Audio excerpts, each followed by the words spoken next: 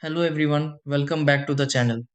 If you're struggling with weak Wi-Fi upstairs, dead zones in certain rooms, or inconsistent internet speeds throughout your home, the location of your router may be the reason. In a two-story house, proper router placement can make a significant difference in signal coverage because Wi-Fi signals must travel through floors, walls, furniture, and other obstacles. Many people place a router wherever the internet line enters the home, but that location is not always ideal for wireless performance. The best part is that a few placement adjustments can often improve coverage without purchasing new equipment. In this video, I'll walk you through several simple tips to help you find the best location for a router in a two-story house. Try these. Step 1. Place the router near the center of the house. Step 2. Position the router between both floors if possible. Step 3. Keep the router away from large obstacles.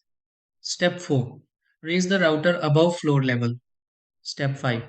Separate the router from electronic interference sources. Step 6. Test Wi Fi coverage around the house after moving the router.